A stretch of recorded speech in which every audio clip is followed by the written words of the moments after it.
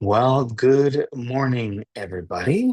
If you can hear me, drop one in the chat. If you can hear me, or give me a thumbs up, or one, put a one up. I'm really excited to be here with you today because I haven't been on these for a while. I've been a little busy, a little sick, a little travel. Uh, but there was an empty slot here on Monday, so I'm like, let's jump right in. The rest of the month is pretty much all planned out for all speakers. But we there was an opening, so I was like, oh, let's grab it. And really, it's funny because this topic is one of the reasons I bought this shirt. So I bought this shirt. It says, "Relax, we're all crazy." It's not a competition. And talking about just in business, how what really is does it mean to be successful, right? I think people always think it's a skill set, or it's like you just a great presenter, or those things come over time, no matter what. If you get around great presenters, you'll become a great presenter. If you get around people that have a positive attitude, you will have a positive attitude. Vice versa, if you're around people that use negative words and gossip, you will also do the same. And I think that's one of if you've been in this industry for any time period, drop a five in the chat if you feel that this idea of your words really being very powerful and how you respond to things might be more valuable to learn than a script. 'Cause we talk about that all the time, in this industry. People are like, it's a personal growth journey wrapped around an income stream, right? The better the person you become, the more money you make. Oh, that's actually true because I know a lot of people in this industry that aren't the best humans and they make a lot of money. But what I want to share today is like kind of a guaranteed way. If you want a guaranteed way, drop some hearts in the chat. If you want a guaranteed way to go, how can I go diamond in the next 6 months? How can I go diamond in the next 6 months? Guaranteed. Guaranteed. We're not talking comp plan today. We're not talking anything else. And if you're already a diamond, it's make a diamond, right? That's the goal. Our business center just hit red diamond today, and so that was done out of just an incredible team of people that just don't quit. They look things at adversity, and we push through them. And so what I'm going to share today is this idea, and you've probably heard this before. I'm sure we've talked about it I'm sure someone's talked about it on AM Power, but we've done over 100 of these already. So I wasn't sure if we had talked about this topic, but it was on the top of my mind. So I was like, this is what we're going to talk about, and that's how you figure out what to talk about in these AM Powers. You build your business, and things come up, and you're like, yeah, I should explore that myself more. So just know whenever I do an AM Power. Usually it's a reflection. It's something that I'm reflecting back on. Like, yeah, I gotta make that better. So, and this is something that I've always worked on improving because I don't know if you believe in, I don't know if I believe in signs and the zodiac and all this stuff. I don't know if I have how much belief I have in it, but I am a Scorpio. I tend to be a little guarded. I tend to be a little strategic. I tend to be a little responsive in my youth. I'd get angry. I react to things. It's just what I would do. And the way that I react is I don't react out of anger or get mad or furious. I get really quiet. Anybody like that? Anybody like that where you get really, really quiet and you go inside and you're like, I'll just figure this out myself. No one can help me. That's kind of what I've done. But over the years, I've gotten a little better. I still have my moments, but I've gotten better. And when I spent a lot of time with Tony Robbins for about 6 years. Whether you love him or hate him or don't have any opinion on him, it's okay. But during that time, I really found that one of the phrases I used to tell myself is, "How do I figure this out?" How do I figure this out? That's a very lonely phrase. Now my question shifted into that when I went through that exercise. It shifted into how can we make an impact together? So that's a hard thing for me to swallow as a Scorpio and as an introvert. I'm like, do it together. It's just so much faster when you do it by yourself. And so I've worked through that over the years and I've gotten better, but I think it will be a never ending journey for me, no matter what. So the talk I wanted to go down today, and it won't be a long one, is really this concept of becoming a thermostat, not the thermometer. So when you look at somebody who's a leader, or they have been successful, but really a leader, because you can be successful without being a leader. If you've seen leaders and you go, wow, they've just got it all together. Usually, it's not because of the skills or education they've had. I actually saw a really good video from Gary Vaynerchuk. If you're a Vaynerchuk fan, let me know in the chat. Put Gary if you're a Gary Vaynerchuk fan. But I am a fan, and so one of the videos I saw over the weekend, because I've been following him a lot, was he would never hire himself in his own company. He wouldn't be able to get a job at his own company. His company would not hire Gary Vee. It just wouldn't. He's like, if you look at my resume, no one would hire me at my company. He's like, no one would give me a job. I can run the company. And he's like, why can I run the company? Because I surround myself with people that know more than me, and I'm the calm in the storm at all times. I'm like, oh, that's interesting. So that's why I really kind of explored this idea of becoming a thermostat, not the thermometer, because leaders are very conscious about their words, their energy, their presence, and how they show up, right? And this does not mean you have to be the life of the party, because I am not. I'm the guy in the back of the room in the corner. I leave early. That's kind of where I'm at. But people have said to me, James, you're calm all the time. And yeah, I am, but it's almost like, and if you're not a Marvel fan, I apologize, but it's kind of like the Hulk. The Hulk's always like, my secret is I'm always angry, and he just knows how to turn it on and off. And so it's not that I'm not going through stress, or I'm not upset, or I'm not emotional, or whatever it is. It's just because I'm always thinking, how am I showing up? And if I'm thinking, how am I showing up? That's what gives people confidence or belief, or brings them out of, they were in a bad place, now they're in a good place. So that's kind of how I judge, going into a conversation. I used to be, I still am to some degree. I don't do well with conflict. Conflict resolution was something I really wanted to work on in 2025, and will continue to work on it. Because when people get upset or angry, or they're frustrated, or whether it's directed to me or someone else, I always usually would go inside and be like, they'll just figure it out themselves. That's not a good communication tactic. And so over the years, I've learned, okay, when anything comes into my world, it's not directed at me, and so it's not my fault. It's not my responsibility to fix it. That tends to be a guy thing. Any guys in here that just love fixing stuff, right? When you're in business, it's about fixing people. Sometimes it's just listening and saying, okay, let's talk, or you talk and I'll listen. And I'll just sit there and I'll take it all and I'll go, I totally understand. What can we do to go forward? Versus go, I don't think that's a good idea, or you shouldn't think like that. That's not a good way to do that. So let's talk about this. There's a couple points I want to go over really quickly for this call, but what we're going to kind of mainly talk about is this idea. And there's a great book called The Energy Bus. Great book about this concept of, whenever you're in any situation, you're in a chat, you're on a call, you're talking to a prospect, you're talking to a teammate, you're talking to your family, talking to your kids, whatever it is, at any moment, would you consider yourself breathing life into someone, or taking it away? Are you giving energy, or are you taking it? Because we're innately takers. That's just how we're programmed. The most important person in the room is you, is me. That's how we always think. We're like, my issue is the most important thing on the planet, and we got to fix this now, where there's ripple effects and all these different things. We always have to realize that that energy that we bring into something that we feel is important, it's how to get that other person to go and see it, that it is an important thing to them as well. And so always looking like, am I breathing life, or am I taking away? And so the first point, we got 4 points or 5 points here that we're going to go over. Number one is the energy you carry. The energy you carry is the energy you transfer. So when you're talking to somebody, when you're talking to your team, when you're talking to a prospect, when you're talking to anybody, are you coming across as confident?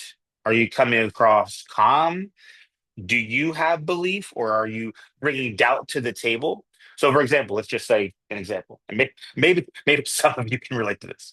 You hop on a Zoom, your morning was chaotic.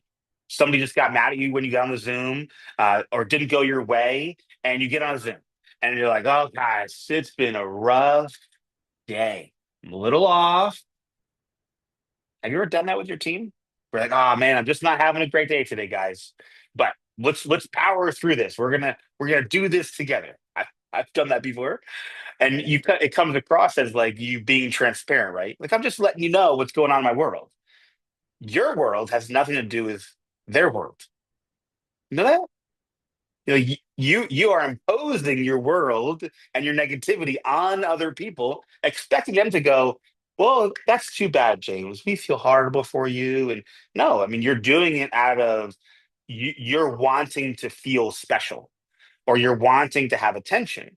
Because when you come to the table and you say, "Hey, this is what's going on in my world," you're trying to take everyone inside your world versus, being in this world and universe together. Versus like someone that has the thermostat idea of, "Hey, good morning, everyone. So grateful to see you. Let's lock in and build something powerful today. What do we got on the docket?" One of the people I think is awesome at this is Keith Williams. He's the first word out of his mouth in almost every single one of his trainings is, "What are you grateful for?" Our compensation plan is built off being grateful, being grateful, being grateful, being grateful, because you can't operate from a negative place if you're grateful.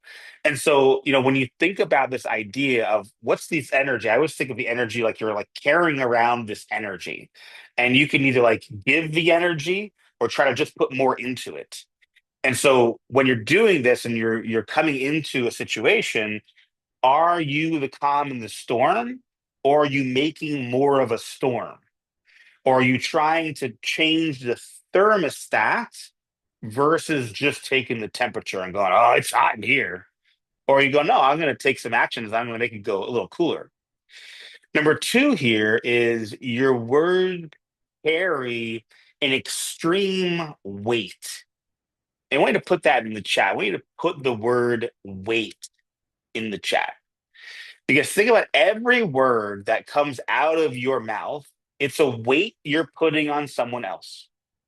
Like you're literally just like stacking weights on people's shoulders. And here's the thing, positive weights get absorbed into their body and it makes them feel good. And oh, it's so good. Negative weights stay there after your conversation. So you do negative, you go, I get on a call, I'm gonna chat with V, and I go, "V, yeah, I can't believe what Diane did. Jeez, I just ridiculous. I can't believe what she said. I heard her say something. V, can you believe it?" Well, here's what happens.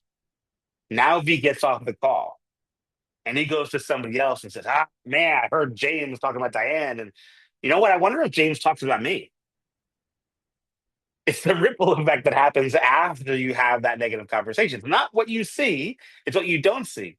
Those words have so much weight to them, especially if you're in a position of leadership, because people will always duplicate and do pretty much maybe 50% of what you do.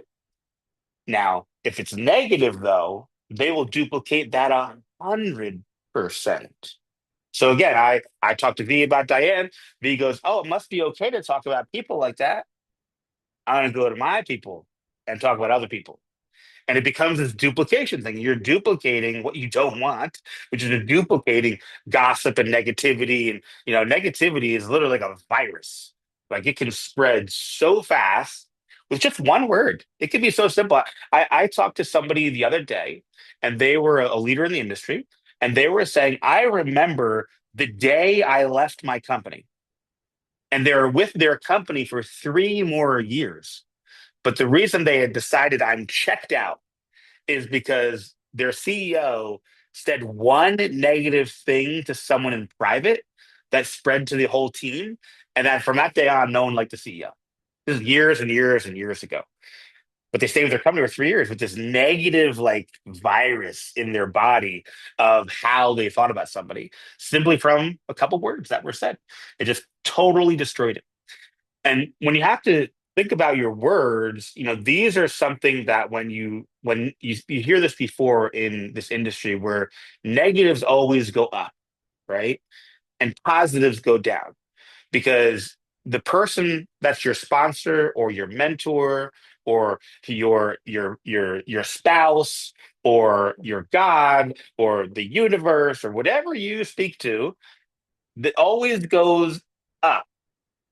It always goes up because the second it goes down is when it spreads. Can't spread going up. Like think about that. If negatives go up, there's it goes up. But if you have negatives go down, it spreads like weeds and a virus everywhere. And so whenever you're being negative or you have frustrations or whatever it is, you want to go one on one with somebody. You want to go one on one with your mentor, one on one with the person that you're going to talk to. Because I've seen people do this too, where they'll do it in a group and they'll kind of put into a group. We've had some, team chats in the past years where someone will come in and they'll literally just drop a negative comment and you'll see the whole chat go like all of a sudden everyone's negative. It's a huge ripple effect. And so this is kind of where you are also wanted to be a thermometer because again, if there's frustration and you're like, oh, this is ridiculous. I'm so tired of all this stuff versus, what can I do with this information? How can I pass it up? How can I have a solution? And how can I be the calm in that storm? Number three, this is hard. Number three is when something doesn't go your way, who do you become? And this is a big, I don't even know where this lesson came from. I'm sure it's been hammered into my head a bajillion times over the last 20 years. But this question of do you respond or react? Reacting is emotional, responding is intentional. So when something comes into your world and it's something negative or whatever it is, do you push back or do you take it in and go, okay, how do I change this? How do I become the thermostat and bring it up or bring it down or whatever I need to do? Because a thermometer reacts with panic. They take it personally. It's an attack.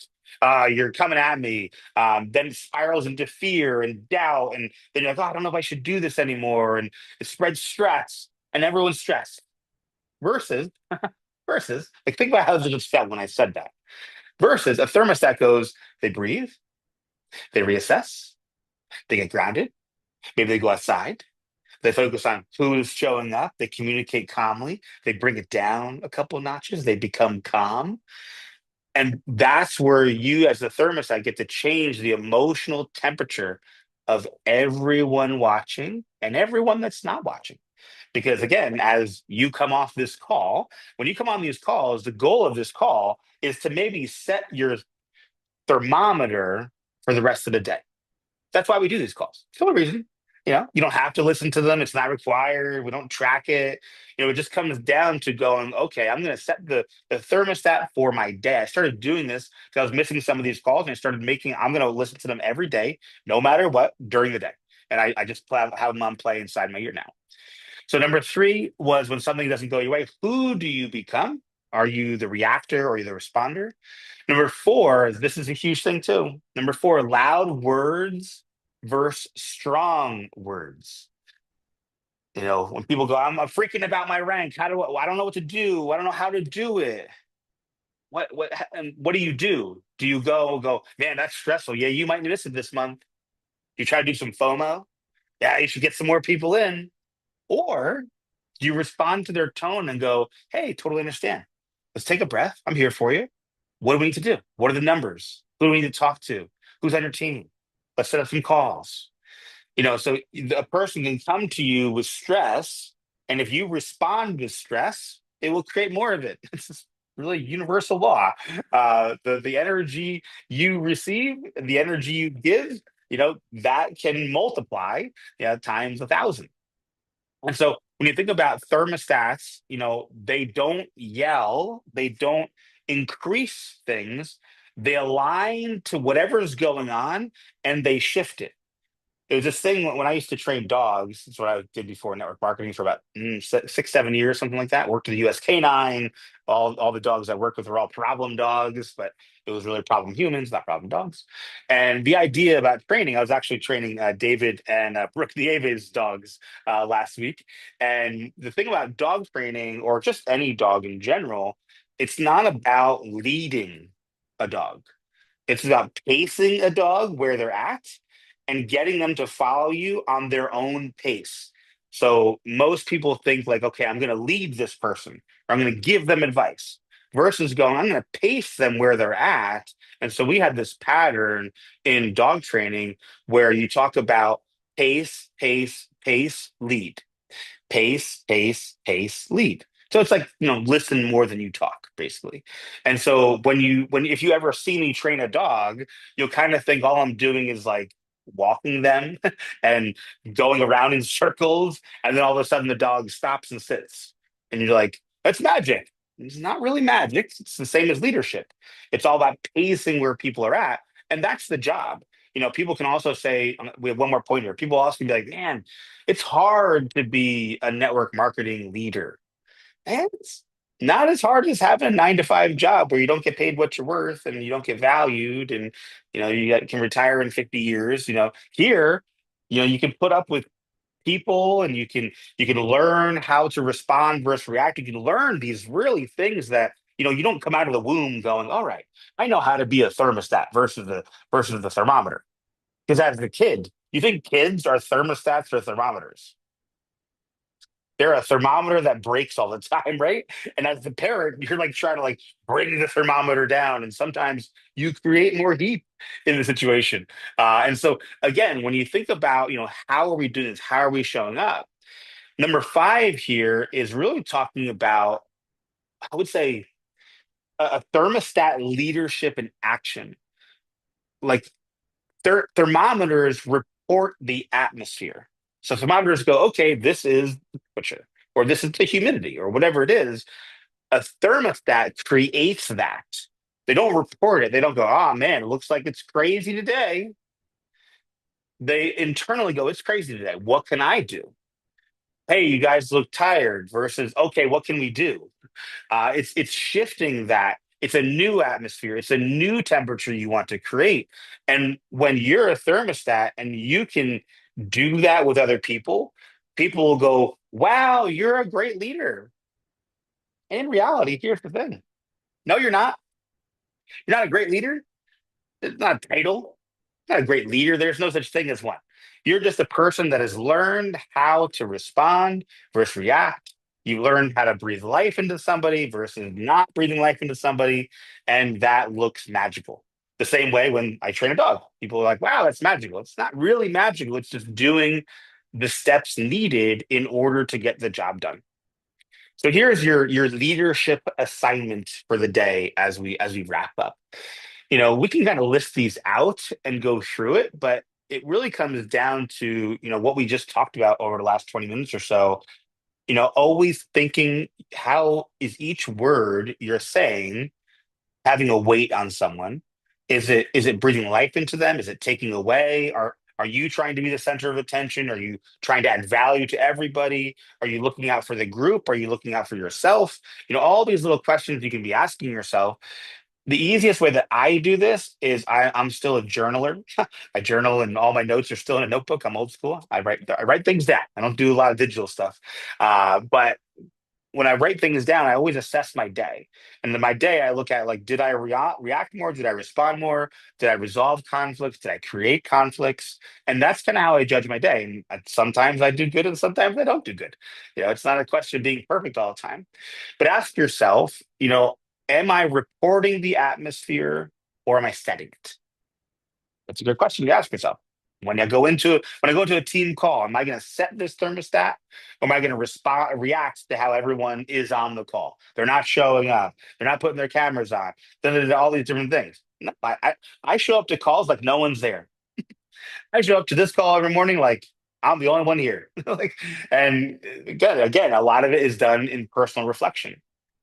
Am I breathing life or draining it? Am I bringing light or am I spreading darkness? Am I passing negativity up and passing strength down, or the reverse?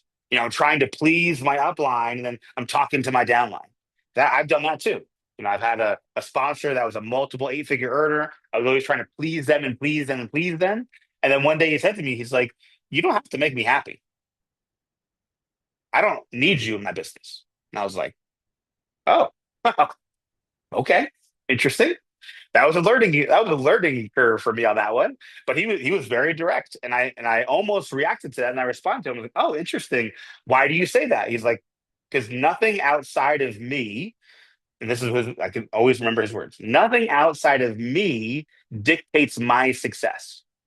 He's like, the only thing that dictates my success is me and the relationship I have with God. That's it. I keep it very, very simple. I'm like, well, that is kind of simple. Okay. Try that for a while. Try that for a while. It worked really well.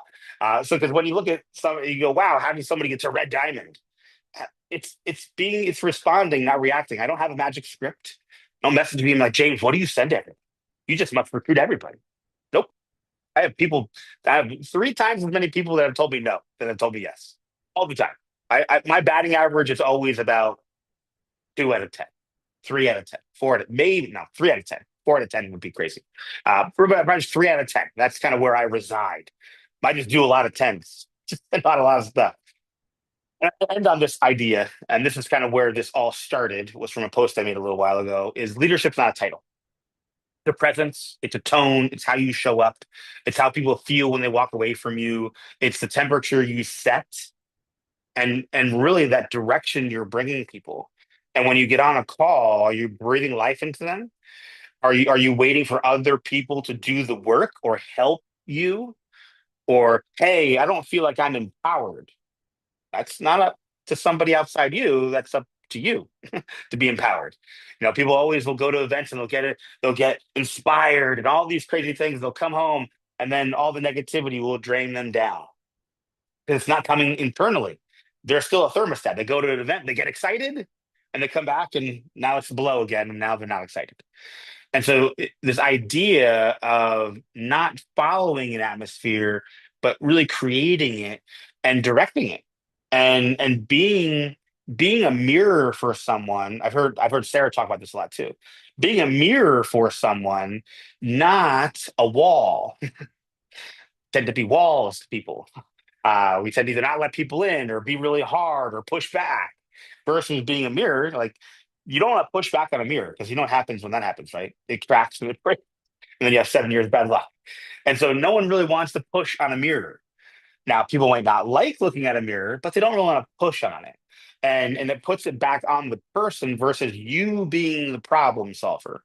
One of the things that I really love thinking about and exploring is this idea of you not having to be a leader, but you breathing life into other people so they become the leader that they want to be.